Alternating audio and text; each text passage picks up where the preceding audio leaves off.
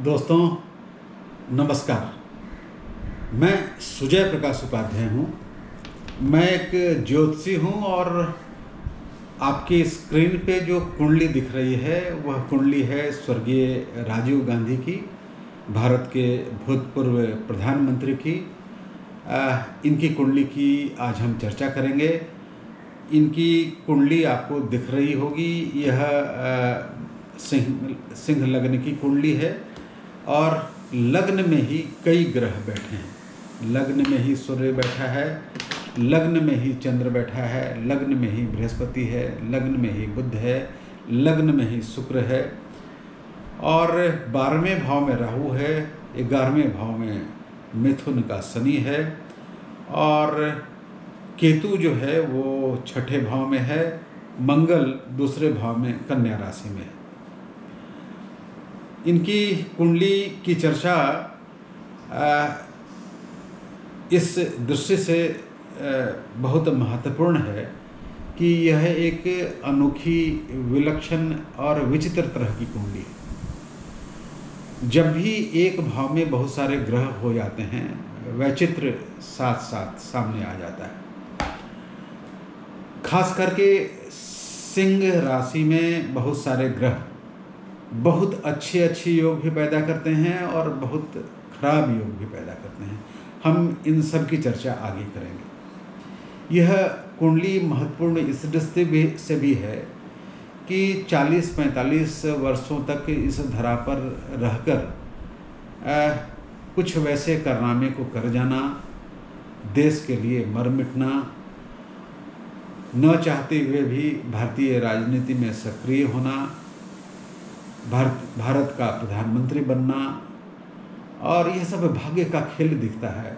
इनकी कुंडली को आप देखें तो मैं जो कुछ भी कहने वाला हूँ वह मैं इनकी जन्म कुंडली के आधार पे कहने वाला हूँ। विपक्ष के लोग तरह तरह की बातें करते हैं, लेकिन इनकी कुंडली के अवलोकन से यह बिल्कुल सुस्पष्ट है कि यह थॉरो जेंटलमैन थे। ये बहुत ही अच्छे व्यक्ति थे। क्यों? सिंह राशि है, लग्न, सूर्य वहीं बैठा है, सौर मंडल का राजा वहीं बैठा है और देवराज बृहस्पति, देवताओं का बृहस्पति भी वहीं बैठा है। ऐसा जब भी होता है तो ऐसे जातक में सौर मंडल के राजा के गुण, उसके सद्गुण स्वतः स्फूर्त उसके व्यक्तित्व में समा जाते हैं। वह परोपकारी होता है, वह दयालु होता है, वह उदार हृदय का होता है, वह अपना जो कुछ भी पाता है उसे समग्रता में लुटा देना चाहता है।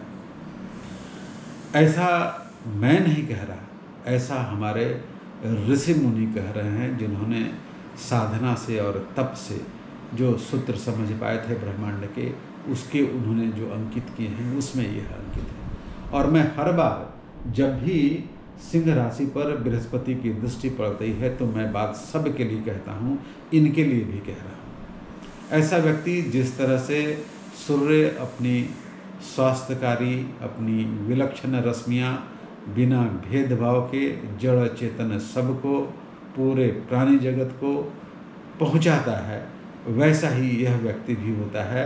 यह अपने पास जो कुछ भी होता है उसको सहृदयता से सबको लुटा देना चाहता है।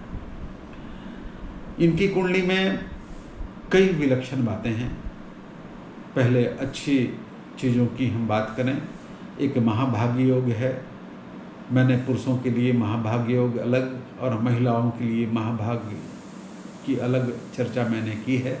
जब भी विषम राशि में लग्न होता है, विषम राशि में सूर्य होता है, विषम राशि में चंद्रमा होता है और दिन का जन्म होता है तो महाभाग्य योग निर्मित होता है। और महाभाग्य जैसा कि नाम से ही परिलक्षित है, भाग्य बहुत अटूट, बहुत अच्छा, बहुत सौभाग्यशाली ऐसा व्यक्ति होता है भौतिकवादी और अन्य दृष्टियों से। तो महाभाग्य योग ने इनको न चाहते हुए भी राजनीति में ले आए, न चाहते हुए भी इसको ये प्रधानमंत्री तक पहुँचे और इन्होंने ढेर सारे वैसे कार्य किए जो अंततः मॉडर्न भारत की नींव बनी। वह टेलीकम्युनिकेशन रेवोल्यूशन की बात हो या भारत में कंप्यूटराइजेशन रेवोल्यूशन की बात हो, साइंटिफिक मिशन की बात हो, ये सब इनके काल में ही और इनकी अग्र सोच के कारण ही भारत में शुरू हो पाया। वैसा यदि उस काल में नहीं होता तो भारत को अभी और प्रयत्न करने पड़ते मॉडर्न होने में, और इस तरह के टेलीकम्युनिकेशन और कंप्यूटर के प्रयोग में वह थोड़ा पीछे रह जाता। लेकिन इसकी शुरुआत इन्होंने अपने पहले ही काल में कर दी और एक साइंटिफिक मिशन शुरू कराया था जिसमें सब चीज़ों में साइंस के माध्यम से आगे बढ़ने की बात कही थी, चाहे वह डेयरी हो, चाहे वह पशुपालन हो, चाहे वह हेल्थ हो, वह हर चीज़ों में इन्होंने एक मिशन को लेके आगे बढ़ने की कोशिश की थी। इनकी कुंडली में बुधादित्य योग है, गजकेसरी योग है। जब भी बृहस्पति और चंद्रमा साथ में बैठते हैं तो गजकेसरी योग होता है, सूर्य और बुध साथ बैठते हैं तो बुधादित्य योग होता है, आप सब कोई जानते हैं। कुछ खराब योग भी हैं जिनके कारण से इनकी आयु ज़्यादा नहीं हो सकी। उन खराब योगों में एक पापकर्तरी योग है। जब भी लग्न या लग्नेश के आगे पीछे दो क्रूर ग्रह बैठ जाते हैं, देखिए मंगल इनके दूसरे भाव में है और राहु इनके 12वें भाव में है, तो पापकर्तरी योग बना। शूल योग कहते हैं कि जब 3 ही राशि में, 12 राशि होते हैं, 3 ही राशि में सारे ग्रह बैठ जाएं तो शूल योग होता है। यह भी आयु के लिए अच्छा नहीं होता। और इनकी कुंडली में एक सरस्वती योग भी है। जब बृहस्पति, शुक्र और बुध केंद्र में दूसरे भाव में या त्रिकोण में बैठें तो व्यक्ति अग्रसूची होता है, ज्ञानी होता है, ज्ञान पिपासु होता है, तो वह योग भी इनकी कुंडली में बनता है। इनकी जो जेमिनी की दृष्टि से आयु निर्धारण की हम लोगों ने बात की थी कि अष्टमेश को देखिए, लग्नेश को देखिए, लग्न को देखिए, अष्टम को देखिए, होरा को देखिए, लग्न को देखिए, और चर, स्थिर और द्वितीय स्वभाव के आधार पे, तो उस दृष्टि से इनकी आयु अल्प ही निकलती है। तो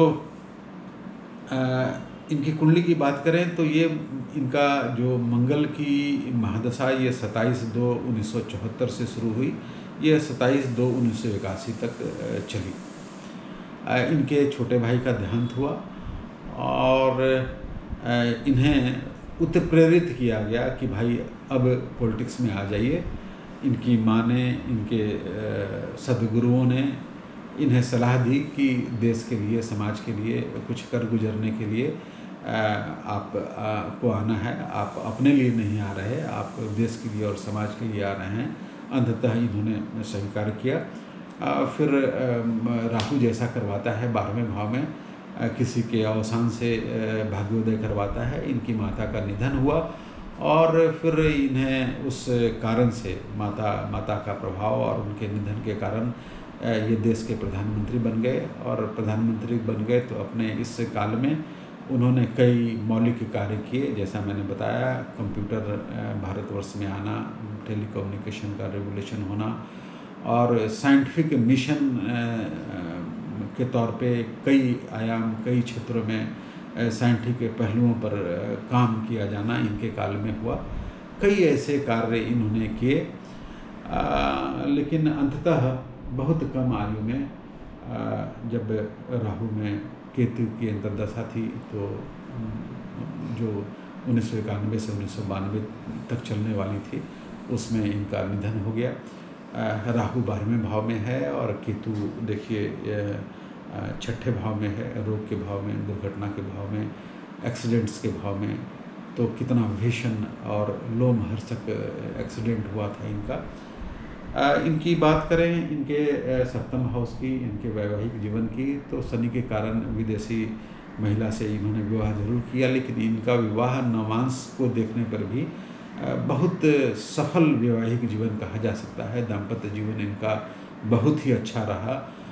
उस दृष्टि से केवल यह कि विदेशी महिला से इन्होंने शादी की, लेकिन इनका दाम्पत्य जीवन बहुत शांतिमय और दोनों का जो ट्यूनिंग है वो भी काफ़ी अच्छा रहा।